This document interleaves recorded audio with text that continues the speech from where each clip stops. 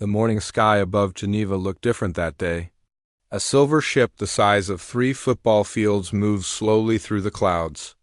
It made no sound as it came down toward the landing pad that humans had built just for this moment.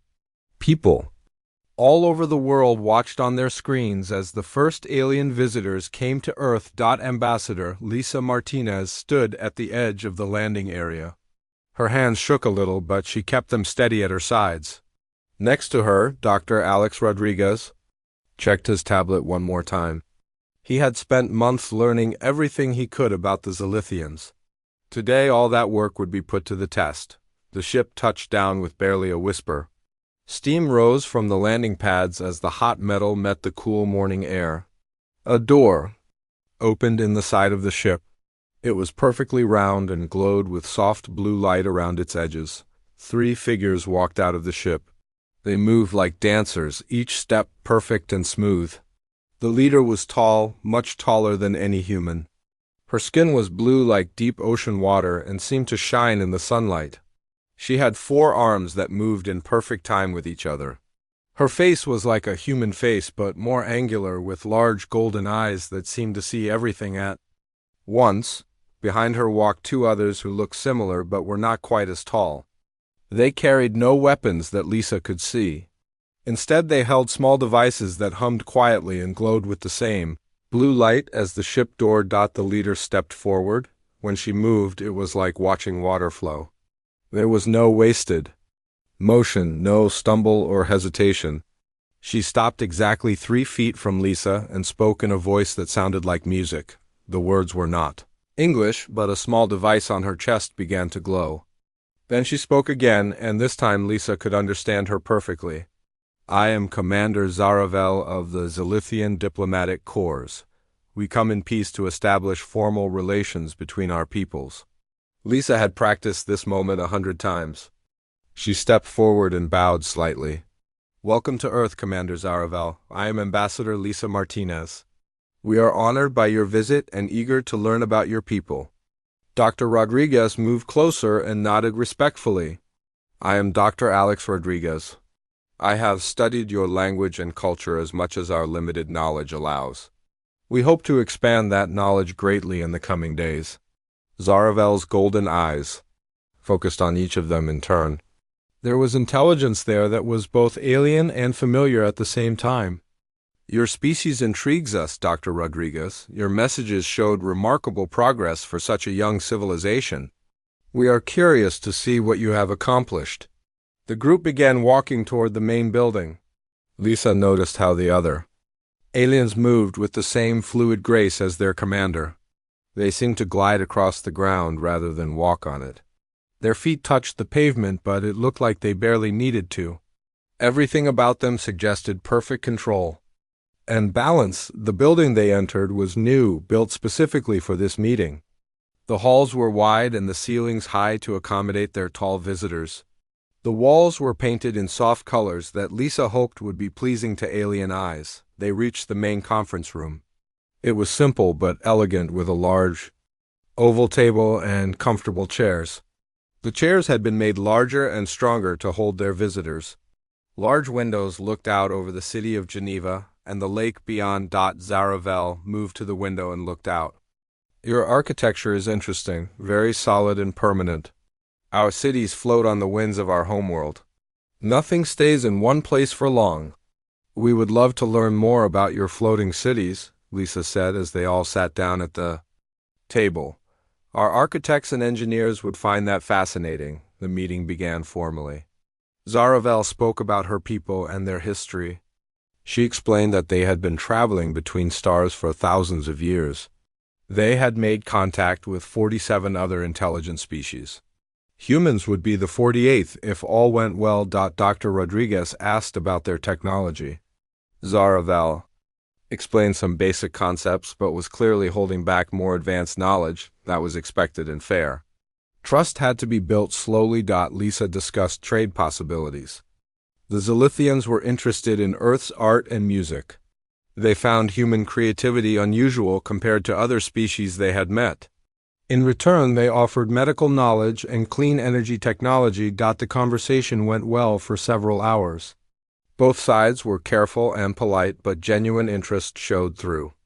Lisa began to feel hopeful that this first contact would lead to good things for humanity. As the formal meeting ended, Lisa suggested a tour of the facility and the city. "We would like to show you more of our world if you are interested." Zaravel agreed gracefully. "That would be most educational. We are eager to see how your people live." They left the conference room and walked toward the main exit. Lisa was explaining the history of Geneva when she noticed something strange. Zaravel had been moving with perfect grace all day. Her steps had been smooth and controlled. But now, as they approached the doors to go outside, her movements seemed less certain. The doors opened automatically and they stepped out into the afternoon air. The sun was bright and a gentle breeze blew across the courtyard. Lisa was about to point out some of the architectural features when she heard a sound. She did not expect it was Zaravel gasping in surprise. Lisa turned to see the alien commander, stumbling sideways. Her forearms reached out wildly as she tried to catch her balance. Her graceful movements were gone. She looked confused and almost frightened. One of her companions reached for her, but he was also moving strangely now. His perfect balance was gone, and he took several unsteady steps before catching himself against a nearby wall. Zaravel straightened up with obvious effort. Her golden eyes were wide, and there was something like anger in her musical voice when she spoke. "Why can't I walk straight? What did you do?" Lisa Martinez felt her heart jump when she saw the accusation in Zaravel's golden eyes. The alien commander was still swaying slightly as she tried to maintain her balance. Her usual graceful movements had been replaced by uncertain, stumbling steps. "Commander, we have done nothing to harm you," Lisa said quickly. "Please, let us help you understand what is happening." Dr. Rodriguez stepped forward with his hands visible and empty. He had studied alien body language for months and knew that sudden movements might be seen as threatening. "May I scan you with our medical equipment?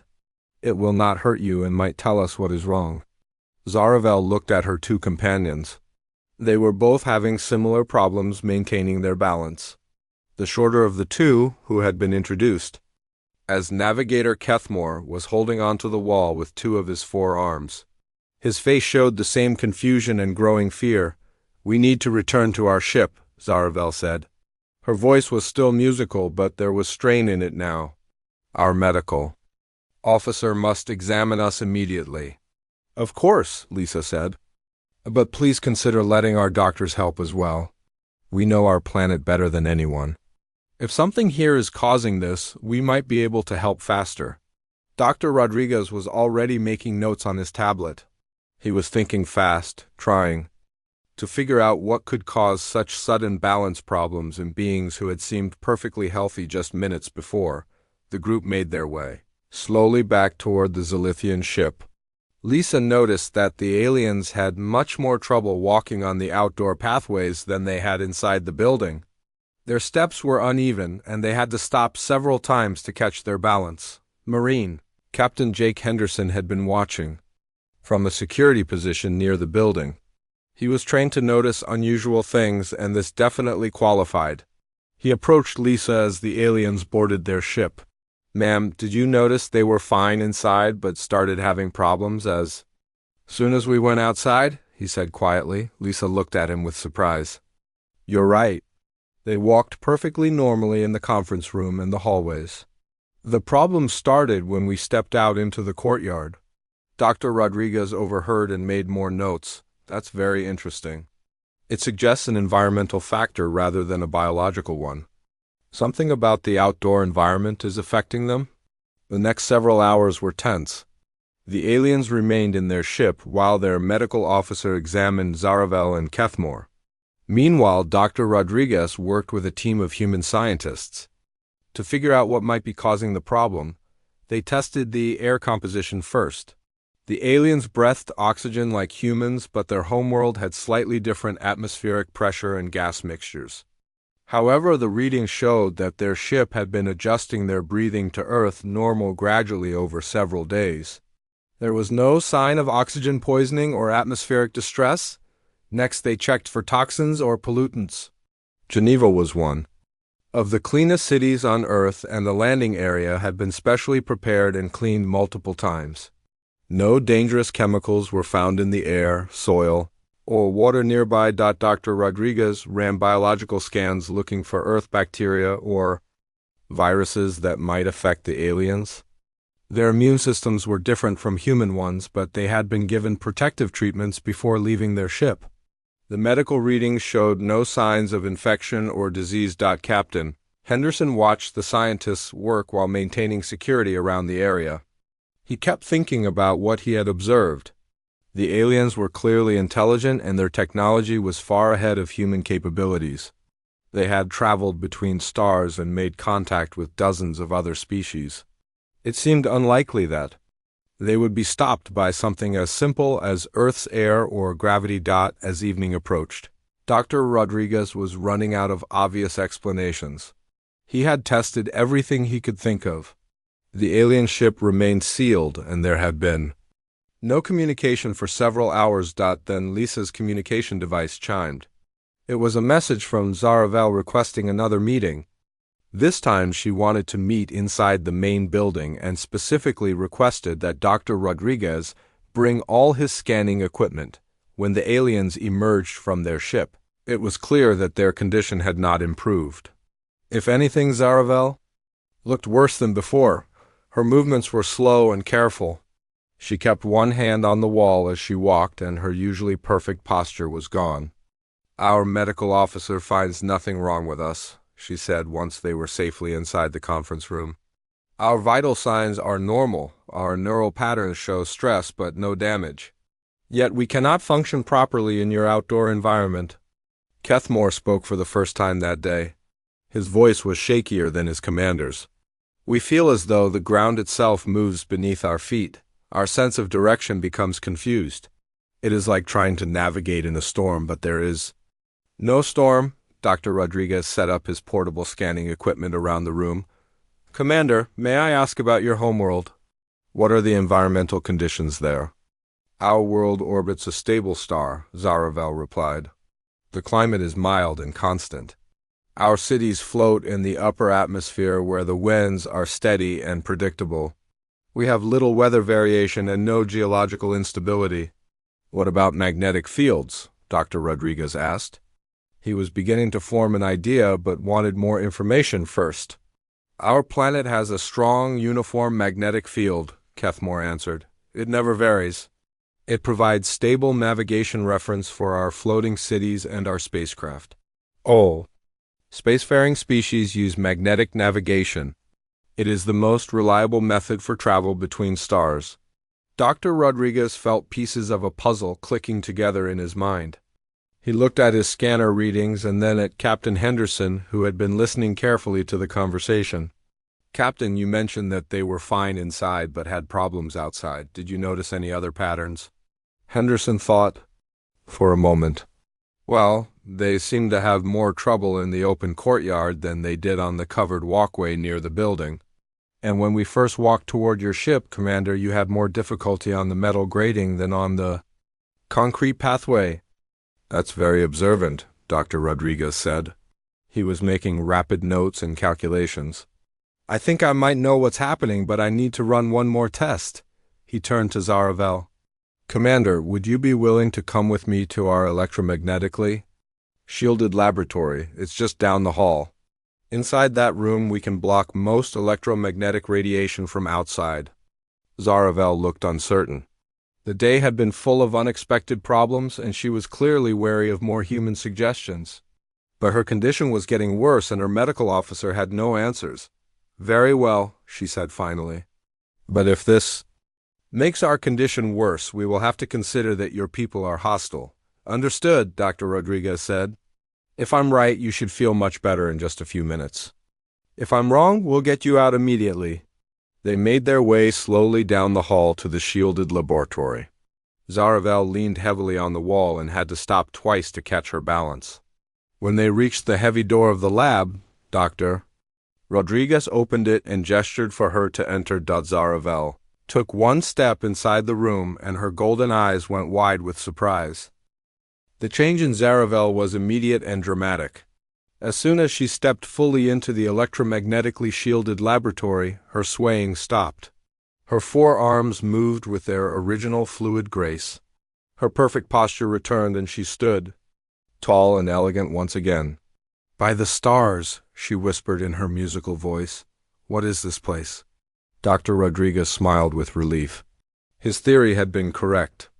This room blocks electromagnetic radiation from the outside world. "Commander, I believe your people's balance problems are caused by Earth's magnetic field." Zaravel moved around the small laboratory with her usual dancer-like movements. For the first time since leaving the ship, she looked like the confident diplomat who had greeted them that morning. "Our magnetic field? But all worlds have magnetic fields. We have traveled to dozens of planets." "Yes, but Earth's magnetic field is different," Dr. Rodriguez explained. "Most planets have stable, uniform magnetic fields that don't change much. Over time, Earth's magnetic field is constantly shifting and moving because of our molten iron core and how fast our planet spins." Lisa Martinez, who had followed them to the laboratory, watched in amazement as the alien commander moved with perfect balance inside the shielded room. "So the magnetic changes on our planet are making you sick?" "Not sick exactly," Zaravel said as understanding dawned in her golden eyes. "Confused. My people evolved with magnetic sensitivity. We use magnetic fields for navigation the way your people might use landmarks or stars. On our homeworld and most others we have visited, the magnetic field is like a steady compass that never moves." Dr. Rodriguez nodded excitedly. "But on Earth it's like having a compass that spins wildly in all directions. Your internal navigation system is being overwhelmed by constantly changing signals." Kethmore had been brought to the laboratory as soon as he entered the shielded room, his balance returned. He looked around with wonder and growing understanding. "Your world's magnetic chaos. How do your people navigate without magnetic sensitivity?" "We developed other methods," Lisa explained. "We use visual landmarks, stars, and now electronic systems that don't depend on magnetic fields alone. We had to because Earth's magnetic field was always unreliable for navigation." Captain Henderson, who had been listening from outside the laboratory, asked the question that was forming in everyone's mind. "So humans don't have magnetic sensitivity at all?" "Most humans have very little," Dr. Rodriguez confirmed. "Some can sense general magnetic directions weakly, but nothing like what the commander's people have. We always thought of it as a limitation. We assumed other intelligent species would have better navigation abilities than us." Zaravel walked to the window of the laboratory and looked out at the city of Geneva. Through the shielded glass she could see the buildings and streets clearly, but she knew that if she stepped outside, the invisible magnetic chaos would overwhelm her senses again. "This explains much about your species," she said thoughtfully.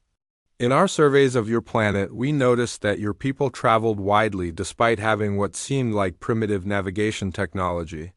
We wondered how you managed such long ocean voyages centuries before you developed advanced instruments." "We learned to read the stars, the currents, and the wind," Lisa said. "We had to develop these skills because we couldn't rely on magnetic navigation like other species apparently can." Dr. Rodriguez was making rapid calculations on his tablet. "Commander, I need to contact our geophysicist, Dr. Ben Parker. He specializes in Earth's magnetic field.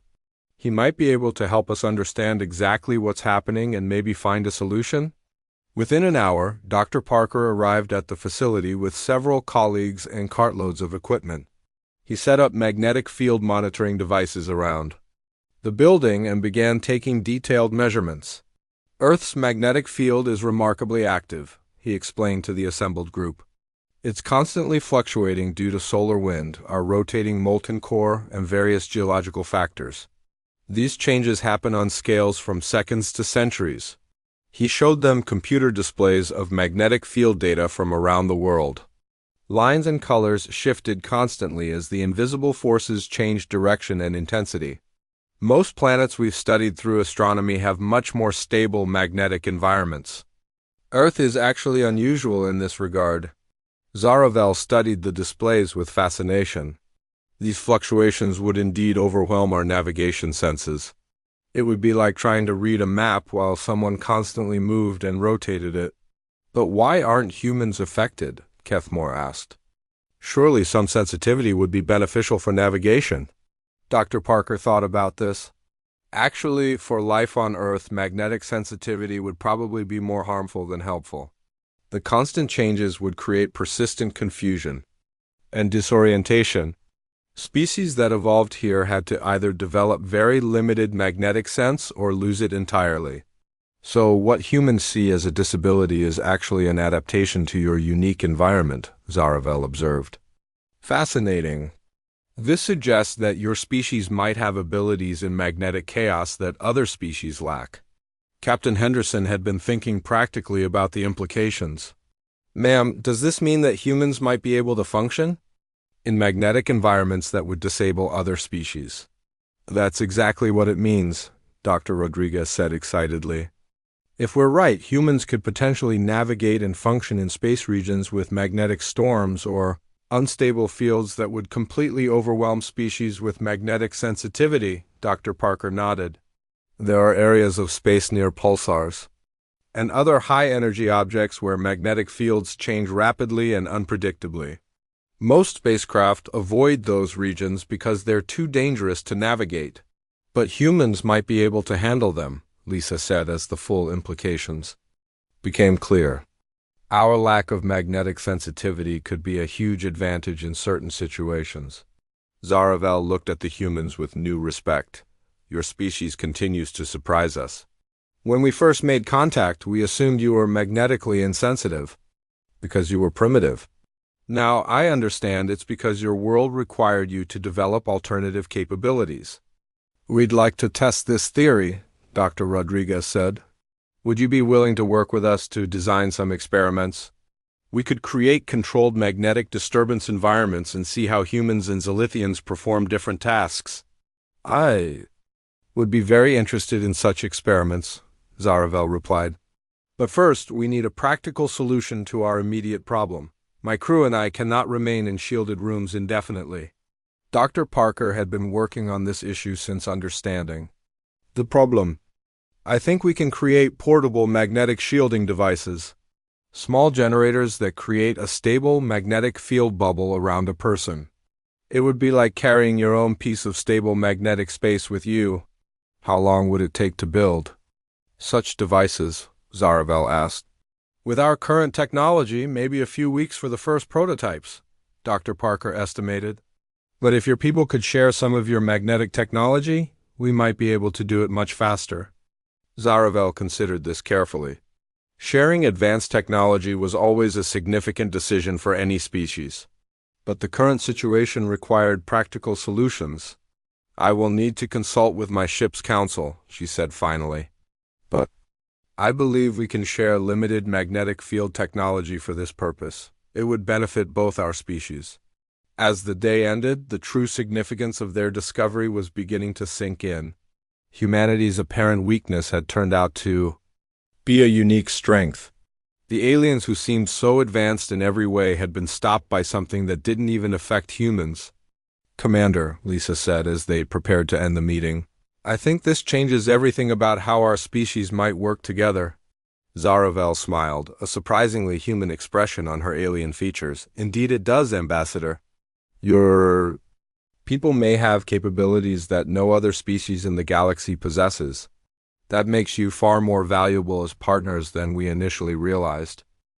3 weeks after the first contact incident, Geneva had become the busiest place on Earth. Word of humanity's unique magnetic resistance had spread through the galactic communication networks faster than anyone expected. Ships from 6 different alien species had requested permission to visit Earth and study the magnetic chaos world. Ambassador Lisa Martinez stood in the expanded command center watching displays that showed incoming vessels from across the galaxy. Each species wanted to test their own reactions to Earth's magnetic environment and understand how humans had evolved to handle it. Dr. Alex Rodriguez had barely slept in days. His team was working around the clock to study each new species that arrived. The results were fascinating and sometimes dangerous. The crystalline beings called the Quartzians had arrived 2 days earlier. Their bodies were made of living silicon, compounds that resonated with magnetic fields like musical instruments. When they stepped onto Earth's surface, they began producing beautiful harmonic sounds as the changing magnetic fields played through their crystal structures like wind through chimes. However, the music never stopped. The constant magnetic fluctuations meant the Quartzians could not control their resonance. They wandered around in a state of euphoric confusion, unable to focus on anything except the endless symphony their bodies produced. Dr. Rodriguez had to keep them in specially designed quiet chambers where their musical vibrations wouldn't disturb others. The insectoid species known as the hive-born had completely different problems. Their entire social structure depended on magnetic navigation. Each individual used magnetic sensitivity to maintain their position relative to others in complex three-dimensional formations. On Earth, they lost all sense of social order and became completely disoriented. The hive-born queen, a magnificent creature the size of a small truck, had to remain in her ship's shielded compartments while her workers struggled to maintain basic functions. Captain Jake Henderson watched them attempt simple tasks and noted that they seemed completely lost without their magnetic reference system. The most dramatic visitors were the Luminari, beings made of pure energy that normally traveled through space using magnetic field lines like highways. When they encountered Earth's chaotic magnetic environment, their energy forms began to pulse and expand rapidly. Dr. Rodriguez's instruments showed they were actually gaining energy from the magnetic fluctuations. It's like they're feeding off the chaos, he explained to Lisa as they watched the energy beings dance through the air in increasingly complex patterns. Their normal environment gives them just enough energy to maintain stable forms. Earth's magnetic activity is supercharging them. The Luminari seemed delighted by this effect, but it also made them unpredictable. They moved so fast and changed direction so rapidly that tracking them became impossible. 2 of them had accidentally discharged energy bursts that knocked out power systems in nearby buildings. Meanwhile, Zaravel and her Zilithian crew were working with Dr. Ben Parker to develop better magnetic shielding technology. The portable devices they had created worked but were bulky and had limited battery life. Zaravel could now walk outside for short periods while wearing a backpack-sized generator, but it was hardly a permanent solution. "We need to think bigger," Captain Henderson suggested during one of their daily planning meetings. "If humans really can function in magnetic chaos better than any other known species, shouldn't we be testing that capability?" Lisa looked at him with interest. "What do you have in mind, Captain?" "Well, ma'am, the commander mentioned that there are regions of space with dangerous magnetic conditions that most species avoid. Maybe it's time to see if humans really can go places where others cannot." Dr. Rodriguez was already nodding excitedly. "The Helix Nebula region. It's about 30 light-years from here and has massive magnetic storm activity from a collapsed star. No species has ever been able to study it up close because the magnetic disturbances disable their navigation and life support systems." Zaravel, who was wearing one of the new portable magnetic stabilizers, leaned forward with interest. "That region contains rare elements that could be extremely valuable for advanced technology. My people have wanted to study it for decades, but our ships cannot function there." "What would we need to make such a journey?" Lisa asked. "A ship with human pilots and navigation systems that don't depend on magnetic stability," Captain Henderson said. "And probably some very brave volunteers."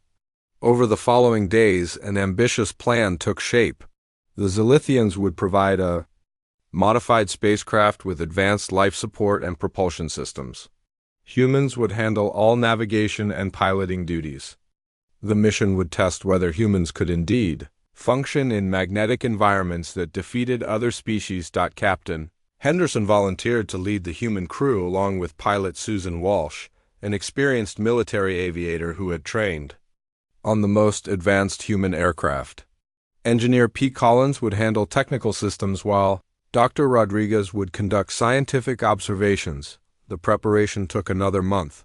The Zilithian ship was extensively modified to remove all magnetic-dependent navigation systems and replaced them with human-designed alternatives. Visual navigation systems, gravitational sensors, and inertial guidance replaced the magnetic systems that alien species relied upon. Zaravel insisted on joining the mission despite the risks to her people. This discovery changes everything. We thought we knew about space exploration, she explained. I must witness this firsthand. The ship launched on a clear morning with representatives from all the visiting alien species, watching from shielded observation areas. The first part of the journey went normally as they traveled through stable space using conventional navigation methods, but as they approached the Helix Nebula region, the differences between human and alien capabilities became dramatically apparent. The ship's instruments detected magnetic field strength increasing rapidly. Fluctuations became more violent and unpredictable with each passing hour. Zaravel and her two crew members began showing the familiar symptoms of magnetic disorientation even inside the ship. Their movements became unsteady and they had difficulty concentrating on their duties. Eventually, they had to retreat to the ship's most heavily shielded compartment while the humans continued piloting. It's beautiful out here, Susan Walsh reported as she guided the ship deeper into the nebula. The view screens showed swirling clouds of gas and dust lit by the radiation from the collapsed star at the center. Magnetic field lines were visible, as glowing streams of particles that twisted and danced in impossible patterns. Captain Henderson monitored the navigation systems. All human systems operating normally, he reported. The magnetic storms aren't affecting our equipment at all. Dr. Rodriguez was practically bouncing with excitement as his instruments recorded data that no other species had ever been able to collect. The element concentrations here are incredible. There are materials floating in this nebula that could revolutionize technology for every spacefaring civilization. But the most important discovery came when they encountered another ship. It was drifting powerless in the magnetic storm, its hull showing the design characteristics of the insectoid hiveborn. The vessel appeared to be intact but completely disabled. That ship has been missing for over a year, Zaravel reported weakly from the shielded compartment. The crew was attempting to study rare magnetic phenomena when they lost contact with their homeworld. Captain Henderson made the decision immediately. We're going to dock with them and see if there are survivors. The rescue operation took 6 hours. The human crew found 17 hiveborn survivors in emergency hibernation chambers. Their ship's magnetic navigation had failed completely in the storm, leaving them unable to pilot their vessel or even maintain basic life support functions. Susan Walsh successfully piloted both ships out of the dangerous region while the alien survivors remained unconscious in protective hibernation. When they finally reached stable space and the hiveborn could be safely awakened, their gratitude was overwhelming. Your species has saved our lives, the hiveborn subcommander clicked in their translated language. We had given up hope of rescue. No other species could have reached us in that magnetic hell. The successful rescue mission sent shock waves through the galactic community. Humanity had not only survived in conditions that disabled advanced alien technology, they had conducted complex operations and saved lives that would otherwise have been lost forever within days of their return. Official delegations from 12 different species requested immediate meetings with human representatives.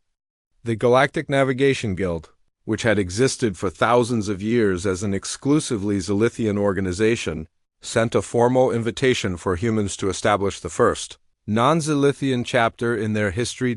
Captain Henderson found himself appointed as an instructor at the newly created Deep Space Navigation Academy. His job would be to train pilots from various species and techniques for operating in magnetically chaotic environments.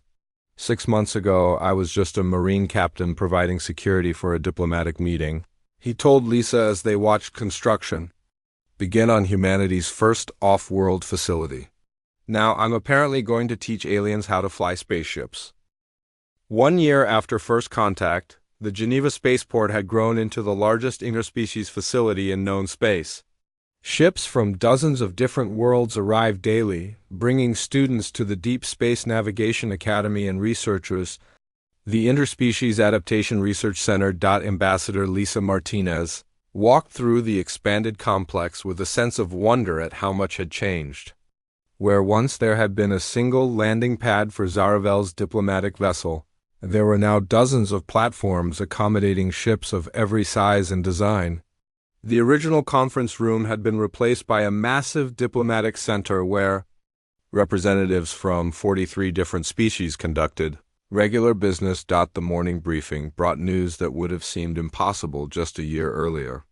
Human navigation teams were now operating in 7 different star systems, conducting research and rescue operations in magnetic storm regions that had been considered completely inaccessible. The rare elements and materials being collected from these dangerous areas were revolutionizing technology throughout the galaxy. Captain Jake Henderson had traded his Marine uniform for the distinctive blue and silver of the Galactic Navigation Guild. As the first human deep space navigation instructor, he now oversaw training programs for pilots from 17 different species. The irony was not lost on him that beings with technology centuries ahead of humanity were coming to Earth to learn navigation skills from humans. The crystalline resonance from the Andorian system are having particular difficulty with storm navigation, he reported to Lisa during their weekly coordination meeting. Their natural harmonic abilities actually make them more sensitive to magnetic chaos than even the Zilithians. Dr. Alex Rodriguez had been promoted to director of the Interspecies Adaptation Research Center, a facility that had grown from a single laboratory to a complex of research buildings spanning several city blocks. His teams were studying not just how different species reacted to Earth's magnetic environment, but how various worlds throughout the galaxy presented unique adaptation challenges. We've identified 14 different types of environmental stressors that affect interspecies cooperation, he explained as they toured the newest research facility. Magnetic chaos is just one of them. There are worlds with gravitational anomalies, atmospheric electrical storms, and radiation fluctuations that create similar problems for different species. The most successful project had been the development of adaptive technology. Working with Silithian magnetic engineering and human chaos navigation techniques, the combined teams had created environmental suits that could protect any species from conditions that would normally disable them. Zaravel, who now served as the Zilithian ambassador to Earth, demonstrated one of the newest suit designs. The sleek, form-fitting garment included magnetic field stabilizers, gravitational compensators, and atmospheric adjusters that could be configured for the specific needs of any known species. These suits have made it possible for mixed species crews to work together in environments that would have been impossible before, she explained as she moved with her characteristic grace even in Earth's chaotic magnetic field. The first joint exploration mission to the Vortex Cluster launches next month with crew members from 8 different species. But the most significant change had been in humanity's status within the galactic community. What had started as a diplomatic meeting between a primitive species and their more advanced neighbors had evolved into a partnership of equals. Human abilities that had once seemed like evolutionary limitations were now recognized as unique advantages. The Galactic Trade Consortium had established its first regional headquarters on Earth, making humanity's homeworld a major center for interspecies commerce. The Universal Exploration Initiative had designated humans as the primary species for operations in dangerous and unpredictable environments. Lisa found herself chairing the Galactic Environmental Adaptation Council, a new organization dedicated to helping species work together despite their different evolutionary backgrounds. The Council had already prevented 3 potential conflicts between species whose biological differences had previously made cooperation impossible. The thermal bloom incident last month is a perfect example, she explained to a gathering of Galactic